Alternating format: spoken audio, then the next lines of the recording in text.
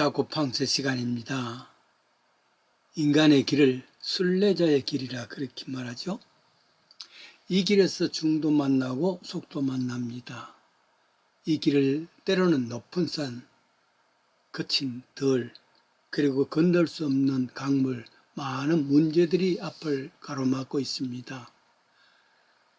문제가 얼마나 크기 때문에 사실은 그 문제 때문에 벌써 절망하고 또 주눅이 듭니다. 안 돼, 항복합니다. 그런데 이런 문제를 만날 때에 문제 자체를 보면은 포기할 수밖에 없고 문제 자체를 보면은 그냥 항복할 수밖에 없습니다. 그러나 문제 뒤를 바라볼 수 있는 눈, 이 믿음의 눈이죠.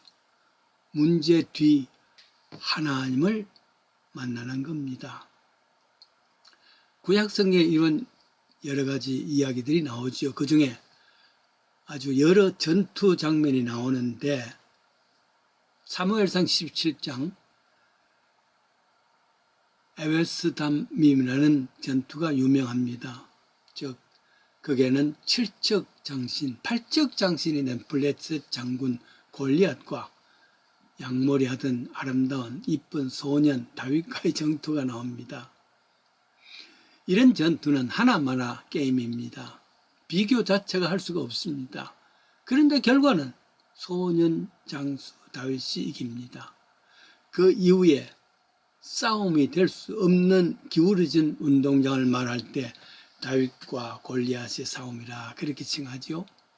전쟁은 다윗이 속한 이스라엘 나라와 블레셋 사람과의 그 참 대단한 사람 골리앗과의 싸움입니다.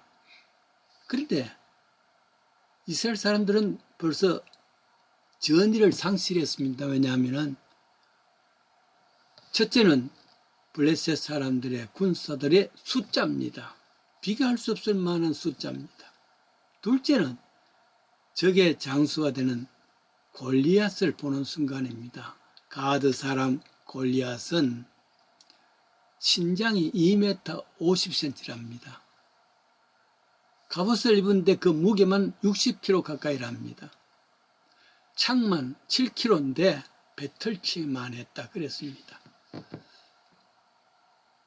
그리고는 나와서 이스라엘 향해서 외칩니다. 자, 누구든지 나와 싸우자, 결투하자, 한 사람 와라. 이스라엘 군인들은 크게 두려워하고 주눅이 듭니다. 물론 그때 이스라엘 장수는 사울이었습니다만은 그러나 비교할 수가 없습니다. 이때 나타난 아이가 다윗입니다. 사실은 아버지 부탁을 받고 지금 양머리 하는 소년이었습니다. 그러나 아버지 심부름을 해서 전장에 있는 형들에게 점심을 갖다 주는 그런 심부름을 해서 이 상황을 보았습니다. 이스라엘 백성들, 군인들은 주눅이 들어서 벌벌 떨고 있고 맞은편에는 블레셋 장군, 참 대단한 사람 골리앗이 야단하고 있습니다. 와라, 싸우자. 그러니까 소년 다윗은 나아갔습니다. 이스라엘 사람들이 왜 여기에서 주눅 드느냐? 골리앗을 보기 때문에. 블레셋 사람들의 군인 숫자를 보기 때문입니다. 소년 다윗은 골리앗도 보지 아니하고 숫자도 보지 아니하고 그 뒤에 계시는 하나님을 본 것입니다. 이게 믿음입니다. 사실 다윗이 가질 수 있는 무기는 없습니다.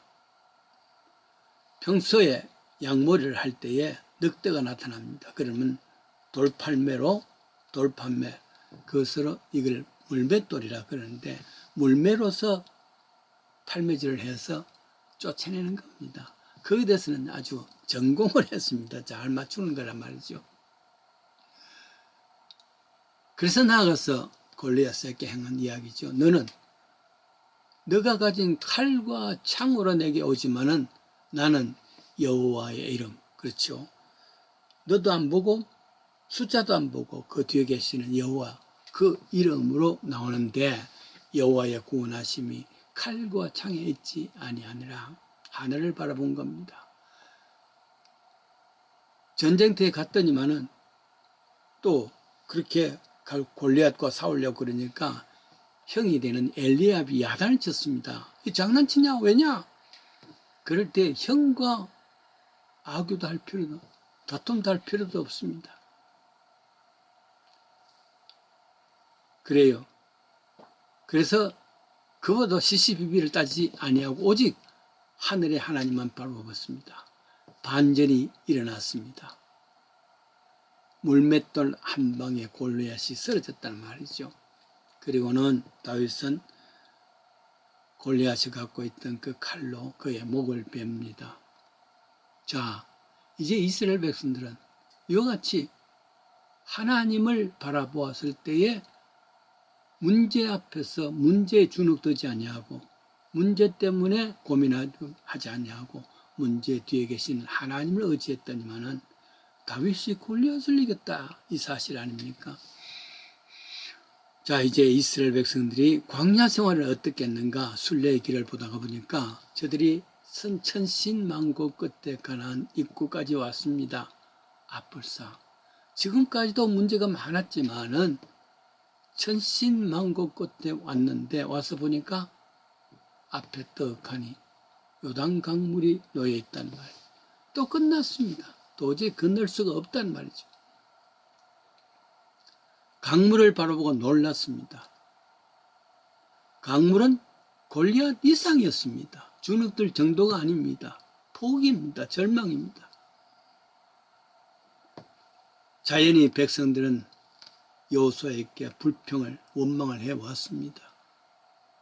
이 순례의 길을 한 것은 왜 했을까?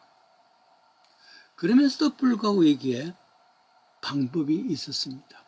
가령 전 백성들에게 수영 연습을 시켜서 각기 수영을 통해서 건너가면 된다. 그럴 수도 있겠죠.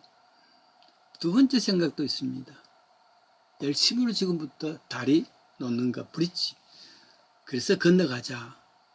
그러나 그렇게 해결되는 것이 아닙니다. 총동원이 된다 할지라도 불가능입니다.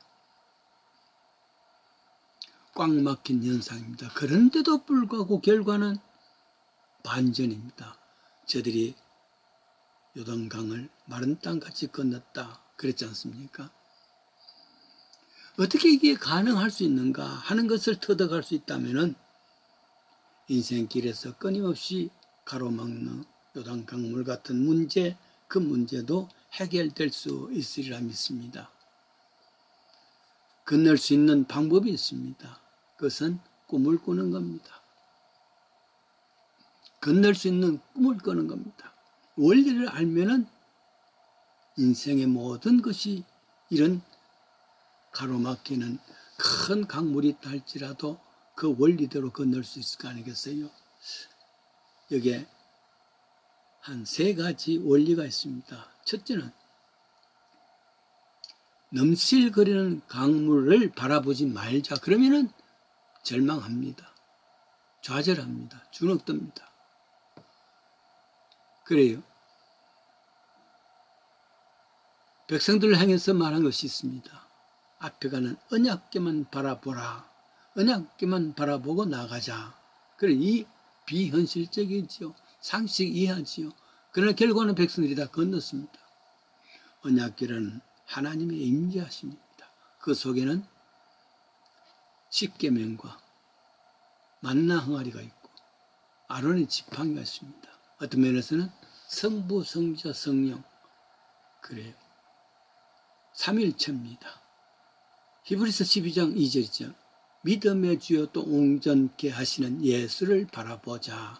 문제들을 바라보면 그 거대한 문제인 요단강을 바라보면 주눅들고 포기할 수밖에 없습니다. 그러나 그거 보지 말고 예수를 바라보라 그랬습니다. 하나님을 바라보는 겁니다. 마치 다윗이 문제인 골리앗을 바라보지 아니하고 그러면은 주눅들 수밖에 없습니다. 그러나 소년은 다윗은 골리앗 대신 이런 은혜를 주시는 하나님을 바라보았지 않습니까? 조선시대 때에 여자들이 꼭 읽어야 될, 특별히 양반집 여자들이 꼭 읽어야 될 3대 소설이 있습니다. 심청전, 춘향전, 그리고 사시삼전기죠. 심청전을 통해서 부모님을 공개할 수 있는 효를 배우는 것입니다. 춘향전을 통해서 여자의 정제를 배우는 겁니다. 사시남전기를 통해서 덕을 배우는 겁니다. 그때 바라볼 수 있는 길이 있습니다. 다른 것 바라보지 아니하고 늘 춘향이를 생각하고 심청이를 생각하고 그리고 사실을 생각하는 것, 그런 것을 통해서 인격이 잘하는 것을 말하는 것이죠. 덕을 갖게 하는 것이죠. 훈련의 책입니다. 훈련하려면 하나의 기준이 있습니다. 그 기준을 끊임없이 바라보는 것이죠. 그렇게 해서 갖추는 겁니다. 그러니까 넘실거리는 강물과 또 어려운 것을 바라보는 것이 아니라 그 뒤에 계신 하나님을 바라보는, 늘 바라보는 마음, 결국 그와 같은 기적이 일어난 것이죠. 두 번째는 요단강을 건너기 전에 이 여호수아가 저들에게 요구하는 것이 있습니다. 정결하라 그럽니다. 여호수아 3장, 너희는 스스로 성결케 하라. 너희 가운데 기사를 행할 것이다. 이상하죠? 문제 앞에 출렁거리는 물결만 보면 주눅드는데 그것 보지 말고 정결한 마음을 가지라 그럽니다. 그게 무슨 관계 있겠습니까? 첫 번째는 언약궤를 바라보는 것이라 그랬는데, 두 번째는 정결하란 말의 뜻은 먼저 하나님과 나 사이의 관계가 분명하고, 두 번째는 내 스스로 관계에 분명하게 요구를 하고 있습니다. 내 스스로의 관계란 것은 성결한 마음이라, 정결한 마음이라 그렇게 했습니다. 여호수아에게는 끊임없이 여호수아가 새벽 일찍 일어나 하는 말이 나옵니다. 새벽 일찍 왜 일어났을까? 어쩌면은 여호수아가 새벽 일찍 일어나서 새벽 예배를 가진 정결한 마음, 성결한 마음, 그것이 요단강을 건널 수 있는 힘이 되는 겁니다. 그것은 하나님과 나 사이에는 언약궤를 통해서 믿음이 되고, 내 자신에게는 성결을 통해서 믿음이 되는 겁니다. 세 번째가 있습니다. 언약궤를 바라보고 내 자신이 성결해지고, 그 다음에 세 번째는 백성들 앞서가는 겁니다.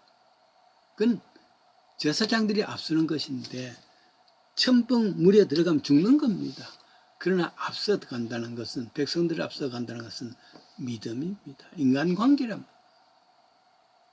우리 제사장이 가셨는데 우리도 따라갈 수 있다. 인간관계지요. 다른 사람과 다른 사람 관계입니다. 사실은 문제투성이고 어렵습니다. 그럼에도 불구하고 인간관계, 믿음으로 나아갈 때에 역시 결과는 갈라지더라.